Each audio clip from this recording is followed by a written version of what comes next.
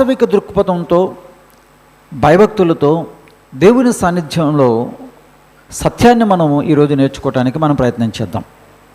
అదేంటంటే, దేవుని పిల్లలుగా మనము పునరుత్థానుడైన యేసుక్రీస్తు వారిని ఎరిగినటువంటి మనం వెళ్ళాల్సింది సమాధులలోనిక ఈ సమాచారాన్ని తీసుకుని సమాజంలోకి వెళ్ళాలా అనేది ఈరోజు మనం ఆలోచన చేస్తున్నాం. ప్రియ దేవుని పిల్లరా, ఎందుకు ఈ యొక్క టైటిల్ పెట్టాల్సి వచ్చిందో తర్వాత మీకు అర్థమవుతుంది. లేఖనాలు మనకు సెలవిస్తూ ఉన్నాయి.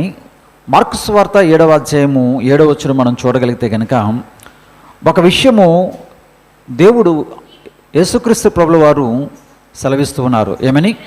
ఈ ప్రజలు పెదవులతో నన్ను గణపరుస్తారు, కానీ వారు హృదయం నాకు దూరంగా ఉంది.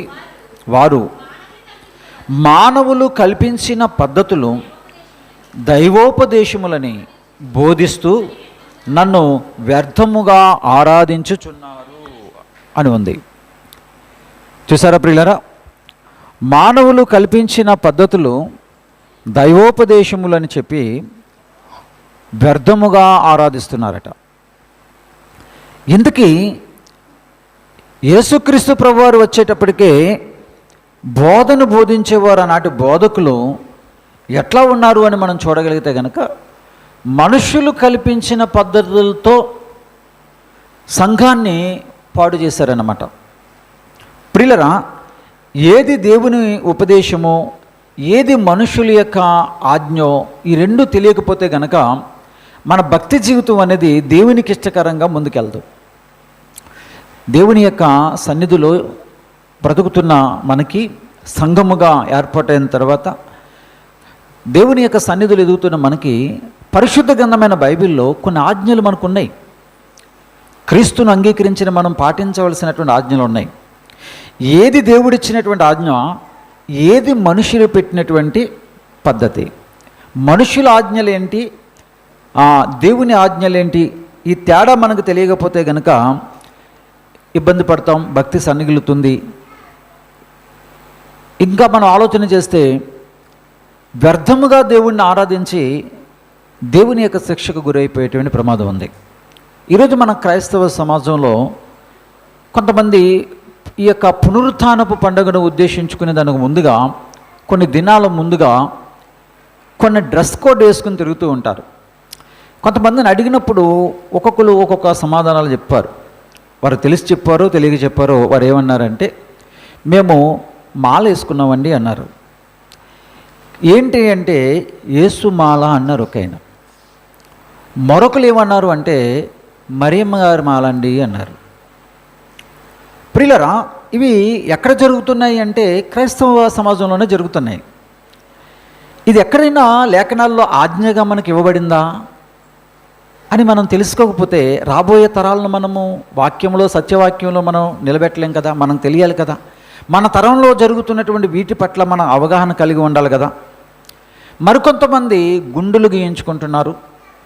ఖాళీ నడకన కొన్ని రోజుల పాటు నడుచుకుంటూ అన్య సహోదరులు వారు నమ్మినటువంటి విశ్వాసాల దగ్గరికి ఎలాగైతే వెళ్తున్నారో వీరు కూడా ఏం చేస్తున్నారంటే, ఎక్కడో ఒక మేరీ మాత గారి కొండ ఉందని చెప్పి అక్కడికి ఒక 4-5 కిలోమీటర్ల మధ్యలో దిగేసి బస్సులో లేకపోతే అట్లా దిగేసి అక్కడి నుంచి కాలినడకన వెళ్తూ ఉన్నారు. ప్రియమైనటువంటి దేవుని పిల్లరా, ఇవన్నీ కూడా దైవాజ్ఞలేనా? దేవుడు మనకి ఎట్లాగా ఆజ్ఞాపించాడా?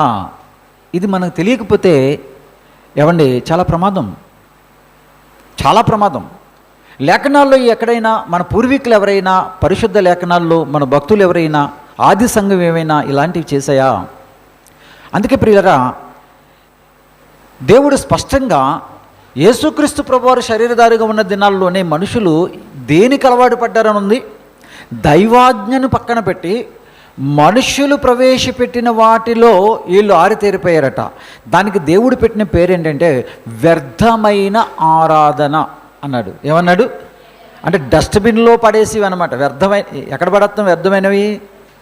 ఏమండి, చాట్లోకి ఎత్తి వేస్ట్ బిన్లో డస్ట్బిన్లో పడేస్తాం కదా. వ్యర్థమైనవి అంటే అవి. ఆ వ్యర్థమైన వాటితో దేవుణ్ణి ఆరాధించవచ్చా? ఏమంటే దేవుణ్ణి ఆరాధించేటువంటి వారు ఎప్పుడూ కూడా దేవుని సన్నిధికి ఏం తీసుకెళ్తాం? పవిత్రమైనవి తీసుకెళ్తాం, బాగా ఉన్నవి తీసుకెళ్తాం. వ్యర్థమైనవి, కుళ్ళిపోయినవి, పాడైపోయినవి, వాసన కొట్టివి ఇవేం తీసుకెళ్ళాం. ఇది ఎంత వాస్తవమో సాక్షాత్తు దేవుడు ఏం మాట్లాడుతున్నాడంటే, వ్యర్థమైనటువంటి వాటితో నన్ను ఆరాధిస్తున్నారు అని ఆ రోజునే చెప్పారు. ఈరోజు మన క్రైస్తవ సమాజంలో జరుగుతున్నటువంటి విషయాలన్నీ కూడా చూస్తే ఇవి ఆజ్ఞలా, దేవుడు ఇచ్చినటువంటి ఆజ్ఞల, మనిషి పెట్టినటువంటి పద్ధత ఆజ్ఞ అంటే ఇవి 100% మనిషి పెట్టినటువంటి పద్ధతి. మొన్న ఒక సహోదరుడు మా ఇంటికి వర్క్ చేయడానికి వచ్చి, ఆయన ఏసీ రిపేర్ చేయడానికి వచ్చారు. వెళ్ళిపోతూ ఆయనకి రావాల్సిన అమౌంట్ తీసుకుని వెళ్ళిపోతూ నేను రావాల్సినటువంటి పరిస్థితి నాకు లేదు, నేను యథార్థంగా చేస్తానని వర్క్, మీకు ఎక్కువ నేనేం అడగలేదు అమౌంట్ అన్నాను. మీరు అడిగినంత నేను ఇచ్చేస్తానండి, తీసుకోండి అంటే ఆయన 3000 అడిగారు, నన్ను 3000 రూపాయలు అడిగారు ఏసీ క్లీన్ చేసి వెళ్ళడానికి. ఇంత అవుతుందా అనుకున్నాను మనసులో. అప్పుడు ఆయన బాగా చేశారు. వెళ్ళిపోతూ ఆయన మోకాళ్ళు ఇలాగా ప్యాంట్ పైకి చూపించి మోకాళ్ళు చూపించాడు నాకు. మోకాళ్ళు చూపిస్తే మోకాళ్ళు ఏమండి పెచ్చులు ఊడిపోయిన గాయాలు ఉన్నాయి రెండిట్లకి కూడా, పై పెచ్చులు ఊడిపోయినాయి, ఇంకా పూర్తిగా మానల. అంత బాధలో కూడా అతని జీవనోపాధి నిమిత్తం వచ్చాడు, నా దగ్గర పని చేసుకు వెళ్ళిపోతుంటే, ఏంటి నాయనా అని అడిగితే, నేను ఒకటి అనుకున్నానండి మైండ్లో, మనసులోను, అది నేను చేశాను అన్నాడు. ఏంటయ్యా అన్నాను. మేరీమాత కొండ మీదకి మోకాళ్ళ మీద నడిచి వెళ్ళాలనుకున్నానండి, నడిచానండి అన్నాడు. నేను చాలా ఆశ్చర్యపోయాను. ఏంటి మోకాళ్ళ మీద? చూస్తే ఇంకా పెళ్లి కాలేదా ఆ యొక్క యవనస్తుడు కుర్రాడు, కష్టాల్లో మరి పెరిగినటువంటి బాబు, జీవనోపాధికి టెక్నీషియన్గా నేర్చుకున్నాడు. ఎవరు చెప్పారండి మీకు అలాగా నడవమని అంటే, నేను అనుకున్నానండి మనసులో, నేను వెళ్ళాను అన్నాడు. అంతే. అప్పటికి 3 అయిపోయింది. కూర్చోబెట్టి కొంచెంసేపు వాక్యం చెప్దాం అనుకుంటే అప్పటికే భోజనం కూడా చేయలేదు. భోజనం చేయను ఆయన అంటే, లేదు సార్ వెళ్ళిపోతాను, నేను పక్కనే కదా పెద్ద మాది ఊరు, వెళ్ళిపోతాను, ఇబ్బంది పెట్టకండి అని అన్నారు. నాకు అనిపించింది అప్పుడు, ఏంటిది, ఎక్కడుంది ఇది? ఏమండి, మోకాళ్ళ మీద మెట్లు ఎక్కుతూ మోకాళ్ళు రక్తం కొట్టుకుపోయి గాయాలైపోతున్న ఆ వ్యక్తి అనుకున్నాడంట, ఆ కుమారుడు అనుకున్నాడంట, నేను ఎక్కడికి వెళ్ళాలి, ఆ దేవుణ్ణి ప్రసన్నం చేసుకోవటానికి మోకాళ్ళ మీద నడిచి వెళ్ళాలనుకున్నాడు. ఎవరు పెట్టారు ఈ పద్ధతి? చూసారా? అంటే ఎవరు, వారు ముందున్న వారు చేస్తున్నారు, చూస్తున్నాడు, నేను కూడా అలా చేస్తే నాకేదో మేలు జరుగుతుంది, నాకేదో మేలు జరుగుతుంది అనేటువంటి ఆ నమ్మకం అతనిలోకి వచ్చింది. కారణం ఏంటంటే, ఎవరినో చూశాడు అతను. ఇది క్రైస్తవ సమాజంలో జరుగుతున్నవి, అన్య సమాజంలో జరిగేవి పక్కన పెట్టండి. మరి బైబిల్లో దేవుడు సెలవిస్తున్నటువంటి విధి విధానాలు ఇలాగే ఉన్నాయా? అందుకే మనుషులు పెట్టినవేంటి? ఇవన్నీ మనుషులు పెట్టిన వ్యర్థమైన ఆరాధనలు, పద్ధతులు. పరిశుద్ధ గ్రంథమైన బైబిల్లో యేసు ప్రభు వారిని వెంబడించిన శిష్యులు కానీ, ఆది క్రైస్తవ సంఘము కానీ, వారు యేసుక్రీస్తు ప్రభు వారి ద్వారా మేలులు పొందటానికి, దేవుని దగ్గర నుంచి వచ్చే ఆశీర్వాదాలు పొందుకోవటానికి ఎవరు కూడా ఇలాంటి కనబట్టలేదు. ప్రియమైన దేవుని పిల్లారా, ఎక్కడే కనబడదు. ఏమండి, ఆ తర్వాత కాలంలోనే ఇవి సంఘములో ప్రవేశపెట్టబడ్డాయి. పూర్వీకులను జ్ఞాపకం చేసుకుంటూ, పూర్వీకుల పేరు మీదుగా అన్య సంబంధమైనటువంటి పండుగల్లో ఏమైతే జరుగుతాయో అవి ఏమండి రోమన్లు సంఘంలో ప్రవేశించిన తర్వాత రోమన్ల ఆచారం ప్రకారంగా ఇవి క్రైస్తవ సమాజంలో ప్రవేశించాయని చరిత్ర చెబుతున్నటువంటి సాక్ష్యం. ఆనాటి దినాల్లో రోమీయులు చాలా క్రూరంగా పరిపాలన చేశారు. రోమా ప్రభుత్వ కాలంలో క్రైస్తవ సమాజం చాలా హింసింపబడింది. చాలా భయంకరంగా ఊచకోత కోయబడ్డారు.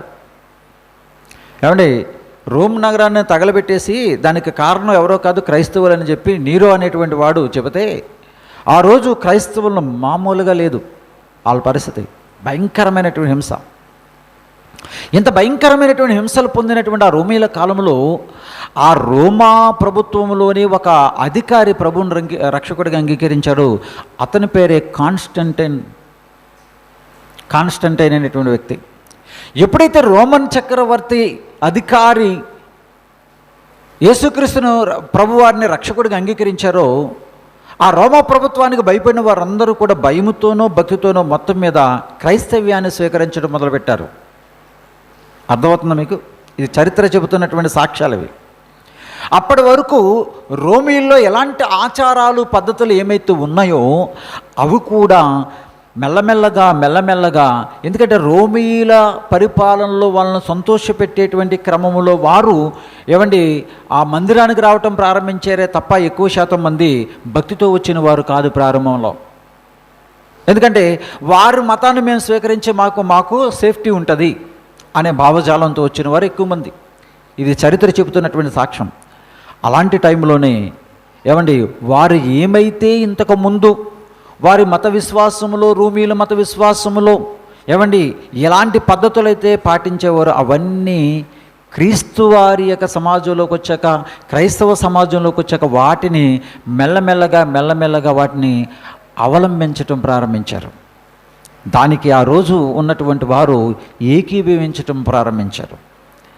క్రమంగా ఇది మనుషులు పెట్టిన పద్ధతిగా ప్రారంభించబడి పూర్వీకులైన వారికి మనము ఏదో ఉత్తర క్రియలు చేస్తే తదుపరి మనకి లాభాలు జరుగుతాయి, మేళ్ళు జరుగుతాయి అని చెప్పి ఒక పద్ధతి. పండుగ వచ్చేటప్పటికి వారి పేరు మీద ఏదో ఆహారాలు పెట్టడం, వారికి పెట్టాలనే ఉద్దేశంతో చెయ్యటం. చనిపోయిన వారిని కూడా చనిపోయిన తర్వాత ఒక బాగా మంచిగా బ్రతికి చనిపోయిన తర్వాత వారికి ఒక మంచి హోదా దేవుడు ఇస్తాడు అని చెప్పి దానికి భూమి మీద రైట్ మాకే దేవుడు సంఘముగా మాకే ఇచ్చాడని చెప్పి ఆనాడు ఉన్న రోమన్ కేథలిక్ సంఘములో ముఖ్య అధినేతగా ఉన్న పోపు అధికారంలో ఆధిపత్యం కింద కొన్ని కార్యక్రమాలు ఇప్పటికీ కూడా చేస్తూ ఉన్నారు.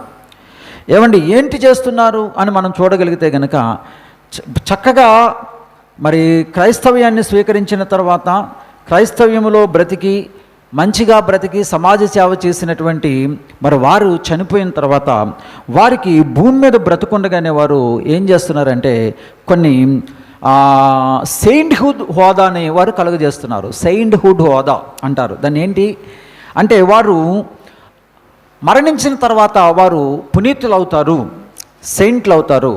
వారు ఎలాంటి వారు అవుతారంటే వారికి మనం ప్రార్థన చేసిన, వారిని మనము తలుచుకున్న వారి ద్వారా మనకు మేళ్ళు జరుగుతాయనేటువంటి ఒక సాంప్రదాయాన్ని ఈనాటికి కూడా రోమన్ కేథలిక్ క్రైస్తవ సమాజంలో జరగటం మనకి కనబడుతుంది. అందులో వాటికన్ సిటీలో సెయింట్ పీటర్స్బర్గ్లో అక్కడ వాళ్ళు ఏం చేస్తారు అంటే ఎవరైనా ఒక వ్యక్తి వారి యొక్క సంఘములో అంటే కేథలిక్ సంఘములో బాగా మంచి సేవలు అందించి మరణిస్తే ఆ మరణించినటువంటి వ్యక్తి ఎవరికైనా కల్లో కనపడి ఏదైనా మేలు జరిగినట్టుగా వాళ్ళకు అనిపించి వాళ్ళకు ప్రూఫ్స్ దొరికితే కనుక అలాంటి వ్యక్తిని వీళ్ళు ఏం చేస్తారంటే వారికి సెయింట్హుడ్ హోదాను కల్పిస్తూ ఉంటారు. అందులో రీసెంట్గా మదర్ తెరీసా గారికి ఇవ్వటం అనేది జరిగింది. అంతేకాకుండా సిస్టర్ థ్రెషియా అనేటువంటి వారికి కూడా ఇవ్వటం అనేది జరిగింది. ఏంటి వాళ్ళకి ఉన్న ఆధారం ఏంటంటే ఆవిడ కల్లో కనిపిస్తుందట, కల్పించింది వీళ్ళకి ఏదో మేలు జరుగుతుందని చెప్తుందట, వారి జీవితంలో ఆ మేలు జరుగుతుందట, అది వచ్చి వీళ్ళు సాక్ష్యం చెప్తారు, అది జరిగిందా లేదని ఎంక్వైరీ చేస్తారు. నిజమే వారికి ఆ మేలు జరిగింది, కనబడిన ఆవిడ కరెక్టే కాబట్టి అని చెప్పి వాళ్ళు నిర్ధారణ చేసుకుని 1-2 సార్లు ఇలాంటి ఏవైనా వాళ్ళ మధ్యకి సాక్ష్యాలు వస్తేనంట చనిపోయిన ఆవిడికి వీళ్ళు భూమి మీద వాళ్ళు దైవదూతగా ప్రకటిస్తారట. ఏ దూతగా? దైవదూతగా ప్రకటిస్తారట. ఇది ఎప్పటికీ జరుగుతున్నటువంటి విషయాలే. ఇదిగో పేపర్ కటింగ్ నా దగ్గర ఉంది, చదవండి ఏముంది ఇక్కడ. సిస్టర్ థ్రెషియాకు సెయింట్హుడ్ హోదా. ఇది ఎలా వస్తుందో ఎలా ఇస్తారో ఇక్కడ చెప్పడం అనేది జరిగింది. ప్రియమైన దేవుని పిల్లారా, ఈ పద్ధతులన్నీ కూడా ఎవరు ప్రవేశపెట్టారు అంటే ఇప్పుడు దేవునితో సమానంగా వీరు కూడా సెయింట్హుడ్ హోదాను పొంది వీరికి ప్రార్థనలు చేస్తే, వీరికి పూజలు చేస్తే, వీరి పేరు మీద గుళ్ళు కడితే ఇది మనకి మేలు అని ఇది క్రైస్తవ సమాజంలో పెట్టబడినటువంటి ఒక బైబిల్కు లేక దేవుని వాక్యానికి విరోధమైనటువంటి ఒక పద్ధతి. బైబిల్ చెబుతున్న వాటికి విరోధమైనటువంటి విషయాలు ఇవన్నీ కూడా. ఆద్యంతము కూడా, ఆదికాండం మొదలుకొని ప్రకటన గ్రంథం వరకు కూడా ఏమండి ఇలాంటి విషయాలు మనం అక్కడ కనబడవు మనకి. కాబట్టి ఏది దేవుని ఆజ్ఞ, ఏది మనుషులు పెట్టినటువంటి ఆజ్ఞ, ఇవి మనం తెలుసుకోకపోతే ఏమండి భూమి మీద మనకు ఆశీర్వాదం రాకపోయినా పర్లేదు, కానీ పరలోకం అనే ఆశీర్వాదాన్ని మాత్రం మనం తప్పుకోకుండా సంపాదించుకోవాలి. కానీ ఆ పరలోకపు ఆశీర్వాదాన్ని పోగొట్టుకునేటువంటి పరిస్థితి ఏర్పడుతుంది. దేవుడొక్కడే, దేవునికి నరులకు మధ్యవర్తి ఒక్కడే, ఆయన ప్రభు అయిన యేసువారు అని లేఖనాలు చెప్తూ ఉంటుంటే, లేదు మరియమ్మ గారు కూడా మధ్యలో మధ్యవర్తిగా ఉండి మన నిమిత్తం ఆవిడ ప్రార్థన చేస్తారు. కాబట్టి మనం ఏం చేయాలంటే మరియమ్మ గారికి ఏం చేయాలి, ప్రార్థనలు చేయాలని చెప్పి కొన్ని పద్ధతులు ప్రవేశపెట్టి ఎప్పటికీ కూడా ఆ యొక్క సంఘాలలో ఏమండి మరియమ్మ గారికి ఏం చేస్తూ ఉంటారు, వీళ్ళు సిఫార్సు చేస్తూ ఉంటారు. అర్థమైందా మీకు? కాబట్టి ఏది దేవుని ఆజ్ఞ, ఏది మనుషులు పెట్టినటువంటి ఆజ్ఞ, వీటి వల్ల మనకు వచ్చేటువంటి నష్టం ఏంటో ఈరోజు తెలుసుకునేటువంటి పరిస్థితి ఏమండి లేకోకుండా అయిపోయింది ప్రియులరా. చాలా ప్రమాదం. అందుకే ఈరోజు మనము ఇలాంటివన్నీ కూడా సమాజంలో ప్రవేశపెట్టబడ్డాయి. అలా ప్రవేశపెట్టబడినటువంటి వాటిలో ఏమండి మరి ఈరోజు మనకు కనబడుతున్నటువంటి యేసుక్రీస్తు ప్రభు వారి యొక్క పునరుత్థానమును పురస్కరించుకుని అనేక పాఠాలు మనం వింటున్నాం కదా. ఇదే రోజున చాలామంది ఏం చేస్తున్నారు అంటే సమాధుల్లోకి వెళ్తాం కదా, వెళ్ళి జరుగుతున్నటువంటి విషయాలు మనం ఆలోచన చేస్తే కనుక కొన్ని విషయాలు అక్కడ జరుగుతూ ఉంటాయి. ఎలాంటి వ్యర్థకరమైనటువంటి విషయాలు జరుగుతూ ఉంటాయి అని మనం ఆలోచన చేస్తే, వెళ్ళిన తర్వాత మన చనిపోయినటువంటి మన పూర్వీకుల నిమిత్తం ఏం చేస్తారు, ప్రార్థనలు చేస్తారు.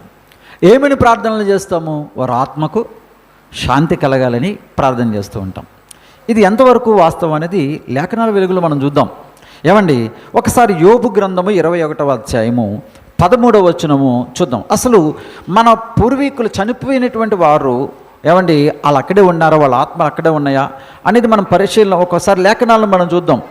మన ఆధారము బైబిల్, మనకు నిత్య జీవాన్ని ప్రసాదించేది, మన జీవితాలను క్రమపరిచేది, మన భక్తికి ఆధారం ఏంటంటే లేఖనాలు. ఆ లేఖనాల్లో వ్రాయబడిన సంగతులు మనం చూడగలిగితే యోబు గ్రంథం 21:13లో వారి శ్రేయస్సు కలిగి తమ దినములు గడుపుదురు, ఒక్క క్షణములో ఏమండి వెళ్ళిపోతుందంట మన ఆత్మ. మరణించిన తర్వాత 4 గంటలు 5 గంటలు లేదా 10 గంటలు ఇక్కడ ఉండదు, ఒక్క క్షణములోనే పాతాళానికి వెళ్ళిపోతుంది ఆత్మ అని లేఖనాలు మనకి సెలవిస్తూ ఉన్నాయి. ప్రియులరా, నేను అడుగుతున్నాను, మనం ఆలోచన చేద్దాం. ఒక్క క్షణంలో వెళ్ళిపోయినటువంటి ఆత్మ ఎక్కడికి వెళ్ళిందో ఏమండి నీకు తెలిస్తే గనక నువ్వు అట్లా చేయం కదా. ఉదాహరణకి మా ముత్తాత చనిపోయాడు, ప్రభువుని నమ్ముకోలేదు, ఎక్కడ ఉంటాడు చెప్పండి? ఆయన ప్రభువును ఎన్నిసార్లు చెప్పినా ప్రార్థనకు రాలేదు, ప్రభువుని రక్షకుడిగా అంగీకరించలేదు, ఎక్కడికి వెళ్తాడు చెప్పండి? ఏమండి ఏదో ప్రజలను సంతోషపెట్టే కొలిది ఆ రోజు స్వర్గస్థుడయ్యని మనం చెప్పుకున్నా దేవుని చట్టం మాత్రం ఒప్పుకోదు. ఎక్కడికి వెళ్తాడు? పాతాళంలో బాధపడుతూ ఉంటాడు. అవునా కదా? ఇప్పుడు నేను వెళ్ళి ఏ రోజును పునరుత్థానపు పండుగ రోజు నేను వెళ్ళి మా తాతయ్య గారి ఆత్మకు శాంతి కలగాలని నేను ప్రార్థన చేయటంలో ఏమైనా బాధ్యం ఉందా? ఏదైనా చెప్పండి, ఏదైనా న్యాయం ఉందా? ఇప్పుడు ఇస్కరియోతు యోధా చనిపోయలేదా? ఎక్కడున్నాడు ఇప్పుడు ఆయన కూడా వెళ్ళిపోయాడు ఎక్కడికి? పాతాళానికి. ఇప్పుడు ఆయన గురించి వాళ్ళ బంధువులు కానీ ఎవరన్నా వెళ్ళి ప్రార్థన చేసి ఈ ఆత్మకు శాంతిని చేకూర్చునాయన అంటే ప్రియర దేవుడు వింటాడా అని అడుగుతున్నాను నేను. ఆల్రెడీ శిక్షలోకి వెళ్ళిపోయాడు, వింటాడా? విండు. ఏమండి పాపక్షమాపణ పొందుకునే అనుభవం మరణానికి ముందు దేవుడు ఈ భూమి మీద ప్రతి మనిషికి ఇచ్చాడు, ఆ చాయిస్ ఇచ్చాడు. మరణించక ముందుగానే నువ్వు చేయాల్సినటువంటి పని ఏంటో, ఈ భూమి మీద ఎందుకు చేయాలో దేవుడే నీకు మంచి అవకాశాన్ని ఇచ్చాడు. యేసుక్రీస్తు ప్రభువుల ద్వారా నువ్వు పొందుకునేటువంటి గొప్ప భాగ్యాన్ని దేవుడు ఇచ్చాడు. దీన్ని తృణీకరించి నీ ఇష్టానుసారంగా నా ఇష్టానుసారంగా బ్రతికి చనిపోయినటువంటి మన వారు ఒకవేళ అనీతిమంతులైతే గనక అనీతిమంతుల కొరకు ప్రార్థన చేస్తే వారి ఆత్మ ఆల్రెడీ ఎక్కడికి వెళ్ళిపోయిందని విన్నాం? పాతాళాన్ని జారిపోయిన తర్వాత, వేదనలో ఉన్న తర్వాత నీ మాట ఆయన వింటాడా దేవుడు అని అడుగుతున్నాను నేను. వినడు. లేదండి మేము అనీతిమంతుల కోసం వెళ్ళట్లేదు. ఎవరి కోసం వెళ్తున్నాం? నీతిమంతుల కోసమే వెళ్తున్నాం. ప్రభువునందు నిద్రించిన వారి కోసమే మేము వెళ్తున్నాము అని అంటే గనక అక్కడ కూడా సేమ్ ప్రేయర్. అక్కడ కూడా వెళ్ళి మనం ఏం చేస్తాం? ప్రభువునందు నిద్రించిన వారి దగ్గరకు కూడా వెళ్ళి, దేవా ఈ ఆత్మకు శాంతిని చేకూర్చునైనా అని ప్రార్థన చేస్తున్నారు. అవునా కాదా? తెలిసి చేస్తున్నారు, తెలివి చేస్తున్నారో పక్కన పెడదాం, చేస్తున్నారా లేదా అనేది పాయింట్. ఎప్పటికీ కూడా ఏం చేస్తాం? ప్రభువునందు నిద్రించిన వారిని కూడా ఈ ఆత్మకు ఏం చేయాలి? శాంతిని ఇవ్వినైనా అని చెప్పేసి ప్రార్థన చేస్తాం. ఏమండి, ఇది ఎంతవరకు రైట్ అని నేను అడుగుతున్నాను. ఏమండి, ఆల్రెడీ కడుపు నిండా భోజనం పెట్టాడు దేవుడు. కడుపు నిండా భోజనం పెట్టిన తర్వాత నాయన మళ్ళీ ఈయనకి అన్నం పెట్టు, మళ్ళీ ఈయన అన్నం పెట్టని మనం ఆయన అడగొచ్చా? అడిగితే ఏమంటాడు ఆయన? చెప్పండి, ఏమంటాడు? ఇప్పుడు ఆల్రెడీ పెట్టాను కదా, ఆల్రెడీ ఆయన్ని ఎక్కడికి తీసుకెళ్ళాను? నేను రెస్ట్లోకి తీసుకెళ్ళిపోయాను. నీతిమంతులు ఎక్కడున్నారు? వాళ్ళు రెస్ట్లో ఉన్నారు, పరదేశంలో ఉన్నారు. ఆల్రెడీ పరదేశంలో ఉన్న వారి గురించి నువ్వెందుకు మళ్ళా వాళ్ళ ఆత్మ కోసం శాంతి కలగాలని ప్రార్థన చేస్తున్నావని దేవుడు అడగడా? చెప్పండారా? అంటే అనీతిమంతుల కోసం మనం ప్రార్థన చేసినా అది దేవుని దగ్గరికి వెళ్ళదు, ఆయన అంగీకరించాడు. 2, నీతిమంతుల కొరకు మనము ప్రార్థన చేసిన ఏమండి దేవుడు దాన్ని అంగీకరించాడు. ఎందుకు? మరణించిన తర్వాత వారికి మనకి ఇంకా ఎలాంటి బంధము కూడా లేదు. వారు ప్రేమించరు, పగబెట్టుకోరు. ఏమండి, ఉంది కదా లేఖనాల్లో మనకి. కాబట్టి ఈ 2 కూడా ఏమండి మనం చూస్తే లేఖనాల వెలుగులో మనం ఆలోచన చేస్తే కనుక ఒక్క క్షణంలో పాతాళానికి వెళ్ళిపోయినటువంటి బిడ్డల పట్ల భూమి మీద మనం ఏం చేసినా అవి మాత్రం వారికి చేరవు. కానీ బైబిల్లో ఇలాంటివి ఏమైనా ఉన్నాయంటే లేవు. కానీ ఒకటి మాత్రం బేస్ చేసుకుని మనం చేస్తూ ఉంటాం. ఏంటది అంటే, ఏమండి యేసుప్రభు వారు మరి పునరుత్థానుడైన రోజున కొంతమంది సోదరీమణులు అక్కడికి వెళ్ళారు కదండి, స్త్రీలు వెళ్ళారు కదా. మరి వెళ్ళారు కాబట్టి మేము కూడా వెళుతున్నాము అన్నారు. వెరీ గుడ్, ఓకే, వెళ్ళారు.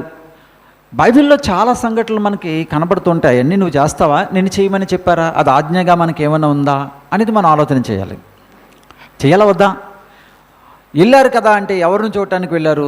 యేసయ్యని చూడటానికి. నువ్వు కూడా వెళ్ళాలనుకుంటే నువ్వు కూడా యేసయ్యని చూడటానికి వెళ్ళు. ఎక్కడికి? ఆయన సమాధి ఎక్కడుంది? నేడున్నటువంటి ఆ కనాను ప్రాంతమే నేడున్న ఆ ఇశ్రాయేలు ప్రాంతం. ఆ ఇశ్రాయేలు ప్రాంతంలో ఆ యెరూషలేము సమీపాన ఆ కల్వరి కొండ దగ్గరికి నువ్వు కూడా వెళ్ళి ఆ ఖాళీ సమాధి దగ్గరికి వెళ్ళు, చూద్దాం. ఒకవేళ నేను యేసుప్రభు వారిని గురించే నేను వెళ్తున్నాను అనుకుంటే నువ్వు ఎక్కడికి వెళ్ళాలి? ఇప్పుడు అక్కడికి వెళ్ళాలి. అంటే వెళ్ళమని నేను చెప్పట్లేదు, మామూలుగా నేను మిమ్మల్ని ఆలోచింపజేస్తున్నాను అంతే. ఏమండి, అలా అనుకుంటే గనక. కానీ ప్రియమైనటువంటి దేవుని పిల్లరా, వాళ్ళు వెళ్ళారు కదండి మేము వెళ్తున్నాం అని అంటే కనుక అసలు ఎందుకు ఆ రోజు ఎందుకు వెళ్ళారు? వాళ్ళు ఎందుకు వెళ్ళారు? ఏం జరిగింది?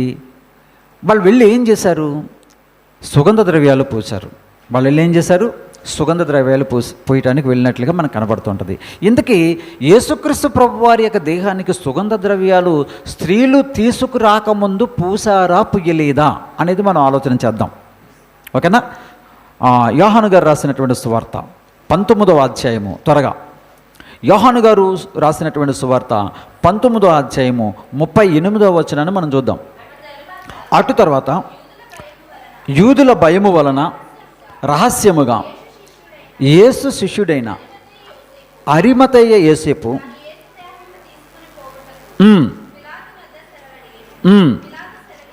పిలాతు గారు సెలవిచ్చాడు గనుక అతడు వచ్చి యేసు దేహమును తీసుకొని పోయాను.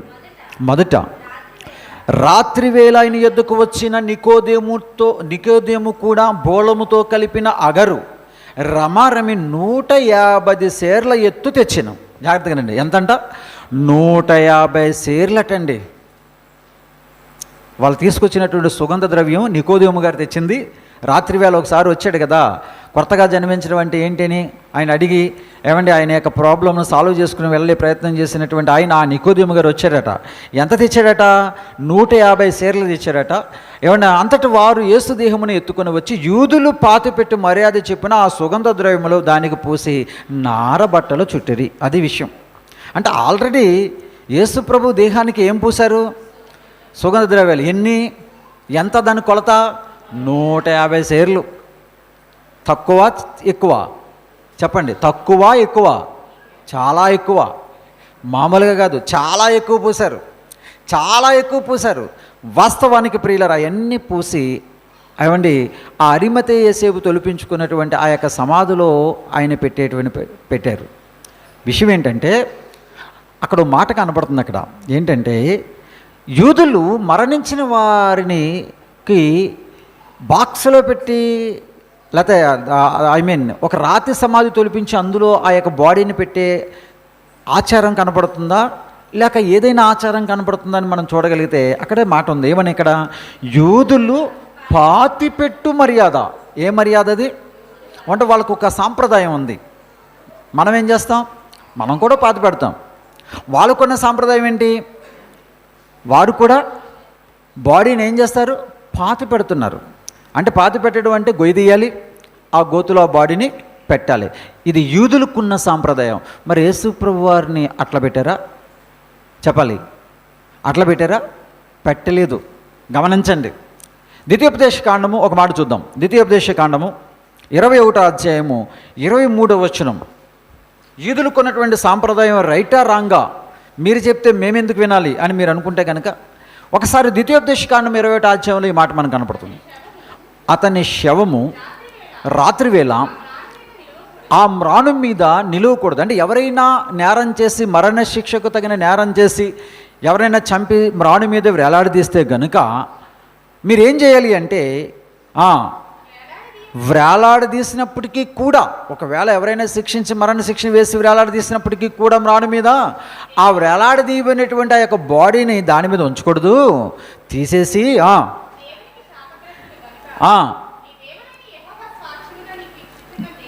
నీ దేశంలో నువ్వు అపవిత్రపరచబడుకున్నట్లు అగత్యముగా ఆ దినమునే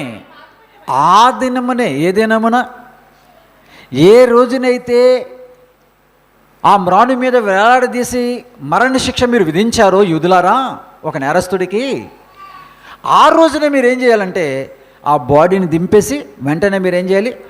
పాతిపెట్టేయాలి. ఇది ద్వితీయోపదేశ కాండములో దేవుడు వారికి ఇచ్చినటువంటి, మోషే గారి ద్వారా వారికి ఇచ్చినటువంటి ఒక సూచన.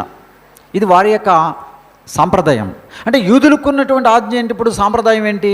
ఆ బరెల్ గ్రౌండ్లో చేయవలసినటువంటి పద్ధతి ఏంటి? ఇప్పుడు పాతి పెట్టాలి.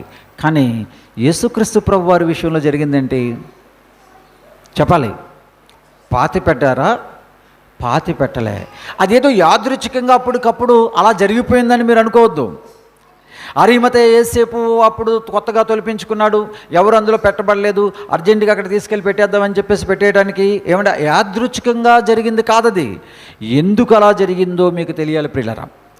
పాతి పెట్టే మర్యాద ఒకటి ఉంటున్నప్పుడు వీళ్ళు మ్రాణి మీదని తీసేసిన తర్వాత వెంటనే ఆ యొక్క అరిమతే యేసేపు యొక్క తొలిపించుకున్న దాంట్లో ఎందుకు పెట్టాల్సి వచ్చింది అంటే లేఖనములో ఒక సంగతి వ్రాయబడి ఉంది. అదే ఒకసారి చూద్దాం. కీర్తనల గ్రంథం 16వ అధ్యాయము.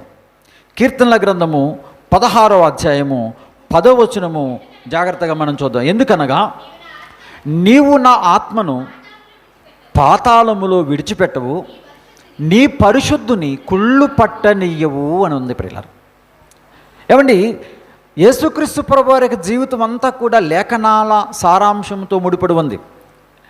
ప్రభు అయినటువంటి దేవుడు శరీరధారిగా ఈ భూమి మీదకి రాకముందు ఆయన ఈ భూమి మీద ఎట్లా పుడతారో, ఎట్లా పెరుగుతారో, ఎట్లా తన యొక్క తండ్రి యొక్క చిత్తాన్ని నెరవేరుస్తారో, ఎలాంటి జ్ఞానవాక్కులు చెప్తారో, ప్రపంచ మానవాళి కొరకు ఎట్లా తన ప్రాణాన్ని ధారపోస్తాడు, ఇవన్నీ ప్రవచనాలు ముందుగానే ఆయా భక్తులు చెప్పడం ప్రారంభించారు, చెప్పారు. ఆదికాండం మొదలుకొని యేసుక్రీస్తు ప్రభు వారి మొదటి రాకడలో ఆయన శిలువ మరణ పునరుత్థానాల గురించి ఆదికాండం మొదలుకొని అనేకమైనటువంటి పుస్తకాలలో ప్రవక్తలైన వారు చెప్పడం మనకు తెలిసి ప్రియులారా.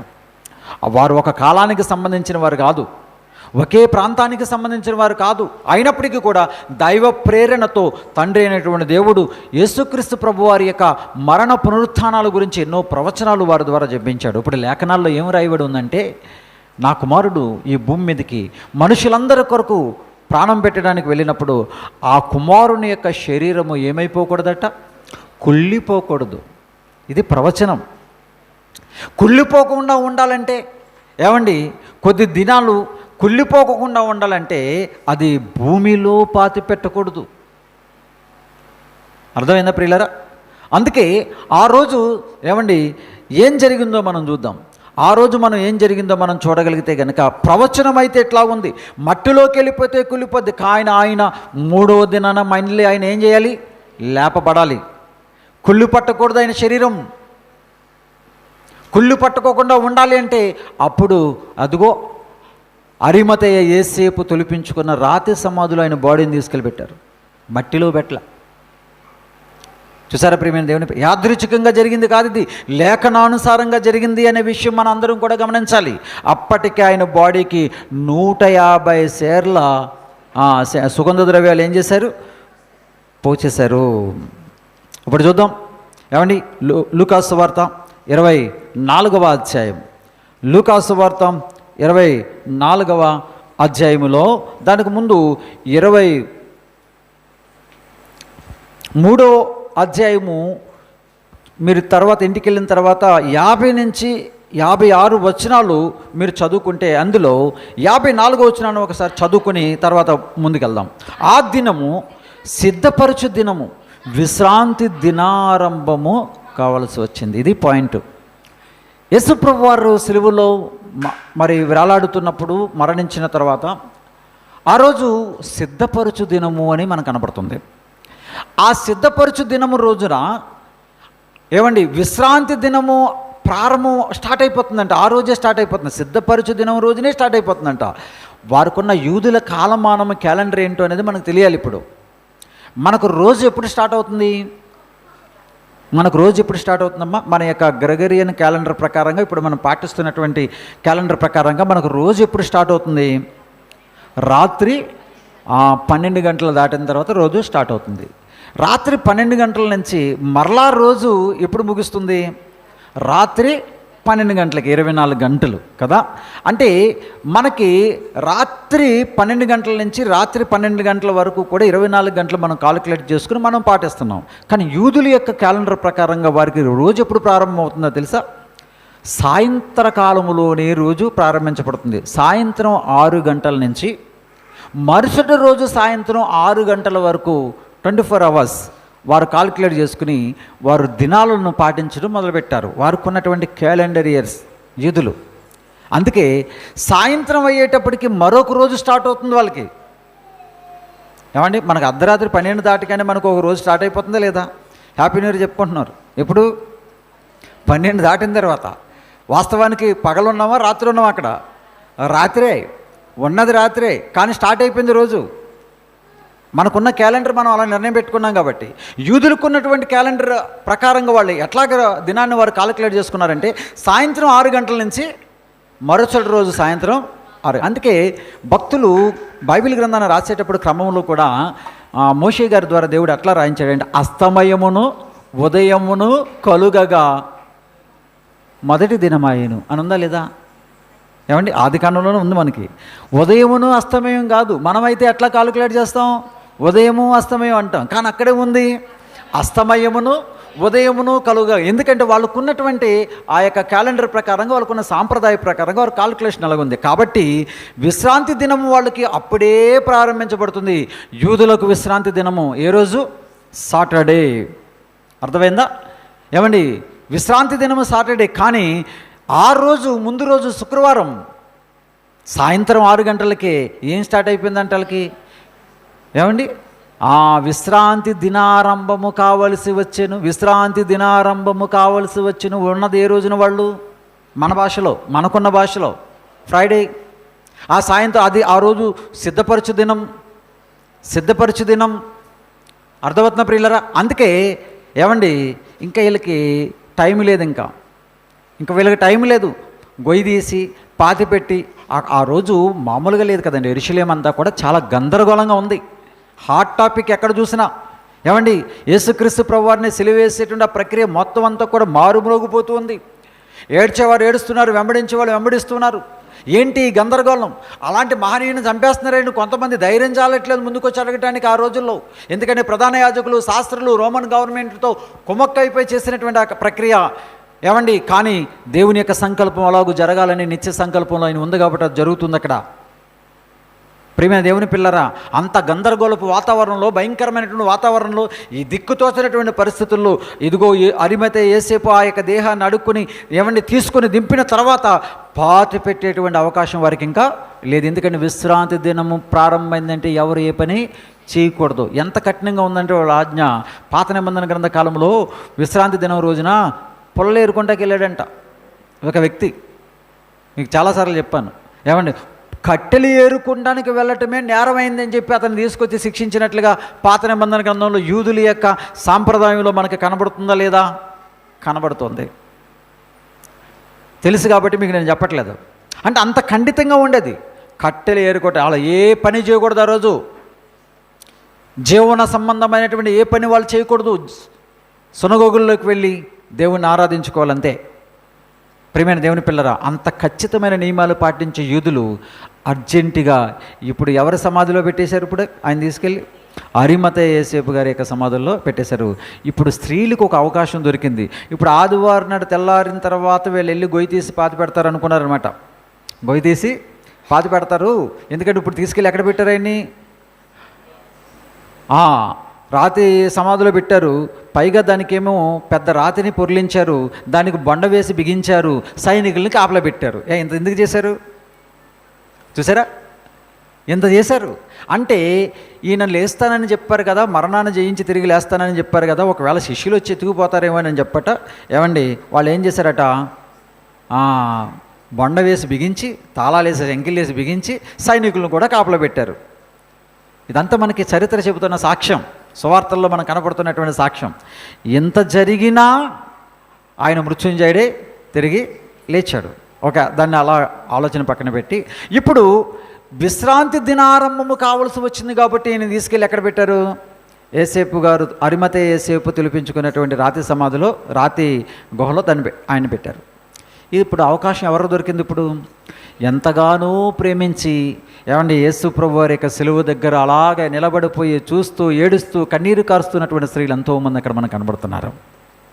అందులో మగ్దలేని మరియమ్మ గారు, ఇంకా కొంతమంది స్త్రీలు అక్కడ మనకు కనపడుతుంటారు. చూద్దాం ఒక్కసారి 24 మొట్టమొదటి వచనం చూద్దాం. ఆ స్త్రీలు తాము సిద్ధపరిచిన సుగంధ ద్రవ్యములను తీసుకుని సమాధి వద్దకు వచ్చి సమాధి ముందర ఉన్నటువంటి రాయి పొర్లింపబడుట చూచి లోపలికి వెళ్ళిరి. కానీ ప్రభు అయినటువంటి యేసుక్రీస్తు వారి యొక్క దేహము వారికి కనబడలేదు. ఎవరు వచ్చారు అక్కడికి? ఆ స్త్రీలు అని ఉంది కదా, ఆ స్త్రీలు అని ఉంది. ఇంకా 28వ అధ్యాయం మత్తయి సువార్తలో కూడా మొట్టమొదటి వచనంలో ఆదివారమున తెల్లవారుచుండగా మగ్దలేని మరియమ్మ గారు, వేరొక మరియమ్మ గారట. అక్కడేమో మగ్దలేని మరియమ్మ గారు అని మాత్రమే ఉంది, ఇక్కడ ఇంకొక మరియమ్మ గారు కూడా వచ్చినట్టుగా ఉంది. ఇప్పుడు మార్కు సువార్తలోకి వద్దాం. 16వ అధ్యాయము మొదటి వచనం. మార్కు సువార్త 16వ అధ్యాయం మొదటి వచనం. విశ్రాంతి దినము గడిచిపోగానే మగ్దలేని మరియమ్మ గారు, యాకోబు తల్లి అయిన మరియమ్మ గారు, సలోమి గారు కూడా వచ్చారు. కనబడుతుందా స్త్రీలంటే? మగ్దలేని మరియమ్మ గారు ఒకలే అనుకోకండి. ఎవరట? ఇంకొక యాకోబు తల్లి అయిన మరియమ్మ గారు వచ్చారట, సలోము గారు వచ్చారట. కొంతమంది పేర్లు అంటే ఒక్కొక్క సువార్తికుడు ఒక్కొక్క మరి ఆ వచ్చినటువంటి వారిని ఒక ఆయన ఒక పేరే రాస్తే మరొక ఆయన ఇంకొక పేర్లు అలాగా రాయటం అనేది మనకి కనబడుతుంది. మొత్తం మీద స్త్రీలు వాళ్ళకి అవకాశం దొరికింది. ఏంటంటే, నా ప్రభువుని నేను ఎట్లాగైనా సుగంధ ద్రవ్యాలు పూసి మా ప్రేమను చాటుకుందాన్న ఉద్దేశంతో వారు పాతి పెట్టలేదు కదా. మరి అదే పాతి పెడితే వస్తారా ఆ దేహానికి పూయటానికి? దేహం దొరకదు కదా. అందుకే వారు ఏం చేశారంటే వచ్చారు. విశ్రాంతి దినము గడిచిపోగానే తెల్లవారుగానే మళ్ళీ ఆదివారం నెలలో వచ్చేసి గబగబా గొయ్యి తీసేసి పాతి పెట్టేస్తారేమో, మాకు దొరకదు ఇంకా ఆయన బాడీ అని చెప్పేసి ఉదయాన్నే వాళ్ళు ఏం చేశారంటే వచ్చి సమాధి ఆ రాతి సమాధి దగ్గరకు వచ్చి చూశారు. చూస్తే అప్పటికే యేసుక్రీస్తు ప్రభువారు ఏమయ్యారు? మృత్యుంజయుడే తిరిగి లేచి వెళ్ళిపోయారు. జరిగింది ఇది, వాస్తవం ఇది, వ్రాయబడింది ఇది. ఎప్పుడైతే అక్కడికి వచ్చి వాళ్ళు వెతుకుతున్నారో యేసుక్రీస్తు ప్రభువారు వారితో ఒక మాట మాట్లాడారు. ఏం మాట్లాడారు చూడండి. 6వ వచనం, లూకాసు వార్త 24వ అధ్యాయము. 24వ అధ్యాయము. వారు వచ్చి చూశారు, ఏమండి చూడగానే లోపల యేసుప్రభు వారి దేహం కనపడలేదు, కానీ ప్రకాశమానమైనటువంటి ఇద్దరు దేవదూతలు అక్కడ ఉన్నారు. వాళ్ళు ఏమంటున్నారు అంటే, ఏమండి ఇద్దరు మనుషులు కూడా అక్కడ ఏమంటున్నారంటే, ఆయన ఇక్కడ లేడమ్మా, ఆయన లేచి ఉన్నాడు, ఆయన ఇంకా గలిలీలో ఉన్నప్పుడు మనిషి కుమారుడు పాపిష్టులైన మనుషుల చేతికి అప్పగింపబడి సిలువ వేయబెట్టి మూడవ దినమున లేవవలసి ఉన్నదని ఆయన మీతో చెప్పిన మాట జ్ఞాపకము చేసుకోండి వారితో అనిరి. ఉందా లేదా అక్కడ? అంటే ఏం చెప్తున్నారు అక్కడ? యేసుప్రభు వారు మృత్యుంజయుడే తిరిగి లేచాడు, సజీవుడైనటువంటి వానిని మీరు మృతులలో ఎందుకు వెతుకుతున్నారు అని 5వ వచనంలో వ్రాయబడి ఉంది. చూడండి అన్నమాట. వారు భయపడి ముఖమును నేలమోపి ఉండగా మీరు సజీవుడైన వానిని మీరెందుకు మృతులలో వెతుకుచున్నారు అంటే, ఆ రోజే దూతలు ఏం చెప్పారు? ఒకవేళ మనము యేసుప్రభు సమాధి దగ్గరికి వెళ్ళి ఆయన గౌరవార్థంగా ఆయనను కాస్తంత ఏదో సుగంధ ద్రవ్యాలు పోసి లేకపోతే పూలు పోసి అక్కడ ఏదో సంస్కారం చేసి వద్దామనుకుని మనం వెళ్ళాలనుకున్నా, ఆ రోజే లైవ్లో ప్రేమించి వెళ్ళినటువంటి స్త్రీలకి ఆ రోజు దేవదూతలు ఏమంటున్నారంటే, సజీవుడైనటువంటి ఆయనని మీరు మృతుల్లో ఎందుకు వెతుకుతాకు వస్తున్నారంటే ఆ రోజే చెప్పాడు. ఈరోజు మనం వెళ్తామని తెలిసే, అర్థమైందా మీకు? ఈరోజు మనం వెళ్తామని తెలిసే ఆ రోజు చెప్పాడు, మీరు ఎందుకు వెళ్తారు అంటే. దాన్ని ఏమంటారంటే, కొన్ని ప్రాంతాలు చూడటానికి కొంతమంది వెళ్తూ ఉంటారు, అదే తప్పేం కాదు. యేసుక్రీస్తు ప్రభువారు నడయాడినటువంటి ఆ ప్లేసెస్ అవన్నీ చూద్దామని వెళ్తూ ఉంటారు. కానీ వాస్తవానికి అప్పుడున్న దేశం వేరు, అప్పుడున్న ప్రాంతం వేరు, అప్పుడున్న వాతావరణం వేరు. ఇప్పుడేముంటుంది? ఇప్పుడు ఆ ఆనవాళ్ళు ఏం కనపడతాయి మనకి? అప్పుడు ఉన్నట్టుగా ఇప్పుడు ఏం కనబడతాయా? ఏమండి ఆ నదులు, పర్వతాలు, కొండలు, గుట్లు కనబడతాయి తప్ప ఏమండి మిగిలిందంతా కూడా నాగరికత డెవలప్ అయింది కాబట్టి మొత్తం అంతా కూడా ఏమండి డెవలప్ అయిపోయి ఉంటాయి కాబట్టి అవేం కనపడవు మనకి. కానీ ఆధారాలు కొన్ని మనకి అవి చెక్కు చెదరకుండా ఉన్నాయి, చూడటానికి వెళ్తారులే, అది వేరే విషయం. ఏమండి కొన్ని చారిత్రక మరి అంశాలతో ముడిపడి ఉన్న వాటిని చూడటానికి వెళ్ళటం తప్పు కాదు, వాటి గురించి తెలుసుకోవడం తప్పు కాదు. కానీ ఇక్కడ మనం ఆలోచిస్తున్నది ఏంటి అంటే, స్త్రీలు అక్కడికి వెళ్ళారు కాబట్టి మేము కూడా వెళ్తాం అని మనం కూడా వెళ్తున్నాం కదా. అలా వెళ్ళే దాంట్లో యేసుప్రభువు వారు ఇచ్చినటువంటి ఆజ్ఞ మరి ఏదైనా ఉందా?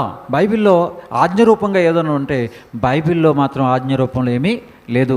ఆ రోజే వెళ్ళినటువంటి స్త్రీలతో ప్రభువారు అన్నాడు, మీరు పునరుత్థానుడైన యేసుక్రీస్తు వారిని మీరు సమాధుల దగ్గరికి కాదయ్యా, మీరు సమాజంలోకి వెళ్ళి మీరు చెప్పండి. మీరు 4 సువార్తలలో ఎక్కడ చూసినా సరే మీరు వెళ్ళి ఆయన లేడు, లేచి ఉన్నాడు, ఆయన మృత్యుంజయుడే తిరిగి లేచాడు, మరణించిన మిమ్మల్ని కూడా తిరిగి లేపుతాడని నమ్ముకుని ఆయన రక్తంలో మీ పాపాలు కడుక్కుంటే ఈ సువార్తను మీరు సమాజంలోకి వెళ్ళి చెప్పండి అని ఆ రోజు చెప్పినటువంటి పునరుత్థానపు సువార్తది. అవునంటారా కాదంటారా? అదే మనము అనుభవించాలి, అదే మనం పాటించాలి ప్రియమైనటువంటి దేవుని పిల్లారా. కానీ విచిత్రం ఏంటంటే, ఏమండి ఏ విశ్వాస అన్య సమాజంలో జరగదు కానీ మన సమాజంలో జరుగుతుంది. ఆ రోజు చాలా అంగరంగ వైభవాలతో ఏమండి యేసుప్రభువు వారు వచ్చి లేగమన్నా లేగనంతగా ఏమండి కట్టేస్తున్నారండి. ఏంటి? అబ్బో పాలరాతితో ఏమండి టైల్స్, మార్బుల్స్, అర్థమైందా? రాబోయే రోజుల్లో సమాధి పాతి పెట్టుకోవటానికి కూడా స్థలాలు ఉండవే మనకి. ఇప్పటికే మనకు స్థలం ఇవ్వడానికి ఏడుస్తున్నారు గవర్నమెంట్లో. అవునా? క్రైస్తవులను చూసి ఏడిచేవాళ్ళు ఎవర్రా అంటే ఏమండి బోళ్ళు మంది. ఇప్పటికే దళితులను చూసి బాధపడేవాళ్ళు, ఏడుస్తున్న వాళ్ళు వీళ్ళు బాగా చదివేసుకుంటున్నారు, ఉద్యోగాలు చేసేస్తున్నారు, మంచి బట్టలు వేసేసుకుంటున్నారు, మంచిగా తిరిగేస్తున్నారు, వీళ్ళు గౌరవంగా ఉంటున్నారని కన్నుగుట్టి ఈనాటికి కూడా ఏమంటే ముఖ్యమంత్రి స్థాయిలో ఉన్నవాళ్ళు, ముఖ్యమంత్రికి పోటీ చేసేటువంటి స్థాయిలోకి వెళ్ళిన వారు కూడా మాట్లాడుతున్న వీడియోలు మీ కళ్ళారా చూస్తున్నారు. ప్రియులారా చూస్తున్నారు లేదా? అవును, ఏం మాట్లాడుతున్నారో చూసారా? అంత ధైర్యంగా, అంత డైరెక్ట్గా మాట్లాడుతున్నారు వాళ్ళు. ఎప్పటికీ ఏమంటే పేదవారికి ఒక స్థలం ఇవ్వటానికి బాధపడుతున్నారు. ఉన్న సమాధుల దొడ్లని కాస్త మనం ఇలాగా పెద్ద పెద్ద ఇల్లు కట్టించినట్లుగా, పెద్ద పెద్ద మందిరాలు కట్టినట్లుగా కట్టేసుకుంటే రాబోయే మన పిల్లలకి అసలు స్థలాలు ఇస్తారా? ఇల్లు గవర్నమెంట్ వాళ్ళు ఉంటాయంటారా? చెప్పండి ప్రియమైన దేవుని పిల్లరా. అన్యదా భావించొద్దు, తప్పుగా అర్థం చేసుకోవద్దు. డబ్బులు ఉన్నాయి కాబట్టి డబ్బులున్న వాళ్ళు కట్టుకుంటారు, డబ్బులు లేని వాళ్ళ పరిస్థితి ఏంటి? అందుకే క్రైస్తవ సమాజంలో ఇది ఎక్కడ మనకి కనబడదు ఇలాంటి. కానీ మనుషులు పెట్టుకున్నారు అంతే. అది ఒక భక్తిగా భావించుకుంటున్నాం అంతే.